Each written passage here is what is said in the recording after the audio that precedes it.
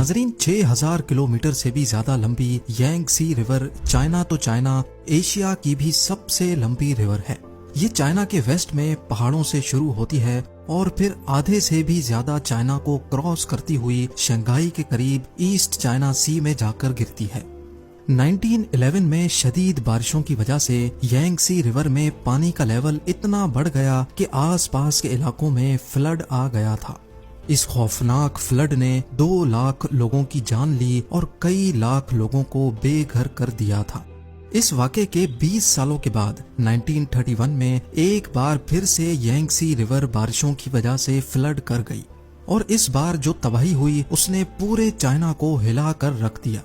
ये तबाही इतनी ज्यादा थी कि चाइनीज गवर्नमेंट को अपने नुकसान का अंदाजा लगाना भी मुश्किल लग रहा था। रफ एस्टिमेट्स के हिसाब से इस नेचुरल डिजास्टर में 30 लाख इंसानी जानें जाया हुई थी। इतने ज्यादा नुकसान के बाद भी आने वाले सालों में यांगसी रिवर पे फ्लड्स का सिलसिला थम ना सका। इस मसले से जान छुड़ाने का सिर्फ एक ही ऑप्शन था कि यांगसी रिवर का पानी रोककर एक डैम बनाया जाए। लेकिन इतनी बड़ी और वाइल्ड रिवर को रोकने के लिए चाइना को कुछ बड़ा करके दिखाना था।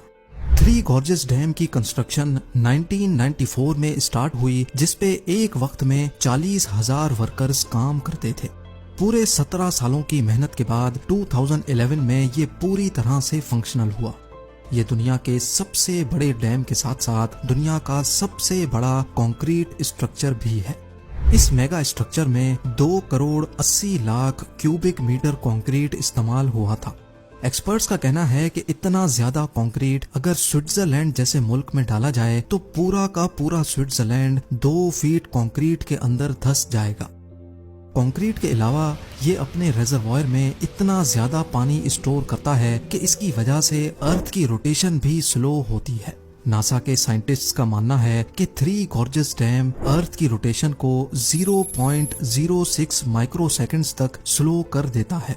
यानी हमारे अर्थ पे सिर्फ इस डैम की वजह से एक पूरा दिन 0.06 माइक्रोसेकंड्स बड़ा हो जाता है।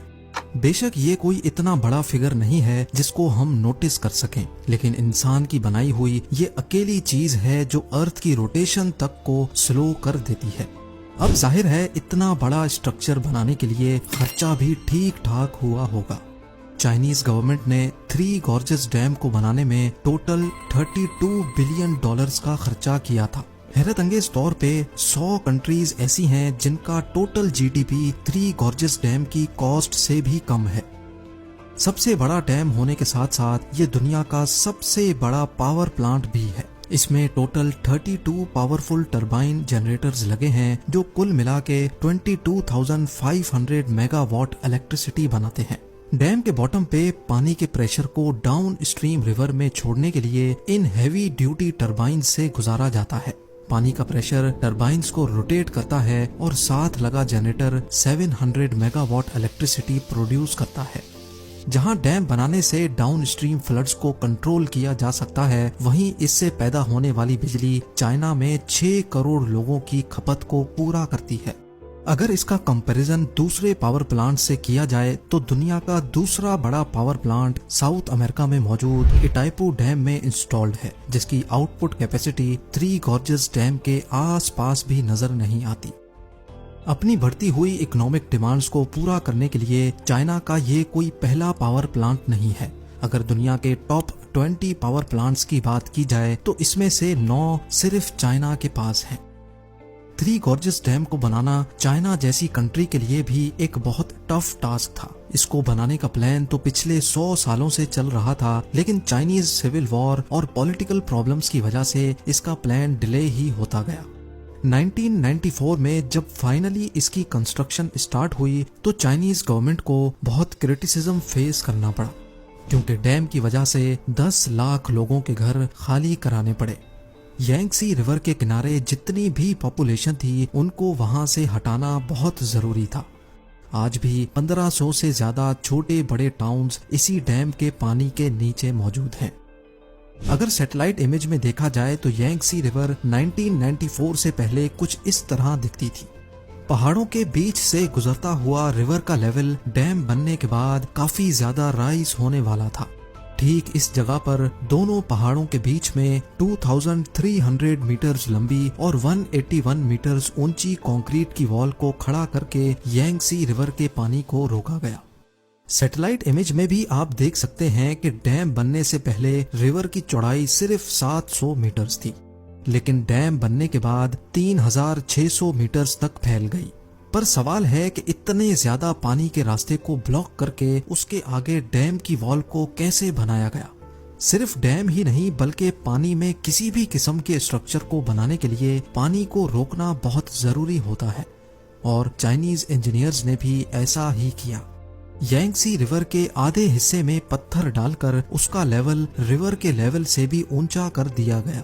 अब रिवर का पानी इस रुकावट की वजह से बचे हुए रास्ते से गुजरने लगा। जब पत्थर से बना ये कोफर डैम अच्छी तरह से सूख गया तो फिर उसमें डैम की वॉल्स के 2 पोर्शन खड़े किए गए। अब बारी थी तीसरा पोर्शन खड़ा करने की, जिसके लिए इंजीनियर्स को रिवर का पूरा रास्ता रोकना पड़ा। बचे हुए हिस्से में भी पत्थरों से एक कोफर डैम बनाया गया। इस दौरान रिवर के पानी को डैम के पहले वाले 2 पोर्शन के टनल से गुजारा जाता था। थ्री गॉर्जेस डैम की फाउंडेशंस को मजबूत रखने के लिए इसमें स्पिलवे गेट्स भी लगाए गए हैं, ताकि अगर डैम कभी फुल हो जाए तो पानी इधर उधर से ओवरफ्लो करने के बजाय इन स्पिलवेज से होता हुआ डाउन स्ट्रीम रिवर में जा गिरे। फ्लड कंट्रोल और इलेक्ट्रिसिटी जनरेशन के अलावा इस डैम को बनाने का मकसद यांगसी रिवर पे शिपिंग लाइन को बढ़ाना भी था।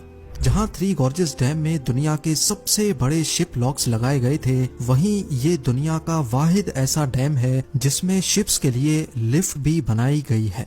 जी हाँ, ये लिफ्ट शिप्स को 100 मीटर की ऊंचाई तक चढ़ाती हैं, क्योंकि डैम के एक साइड पे पानी का लेवल डाउन स्ट्रीम से 100 मीटर ऊंचा है। थ्री गॉर्जेस डैम के जहां इतने ज्यादा फायदे हैं, वहीं इसने चाइना के सर पर खतरे की तलवार भी लटका रखी है।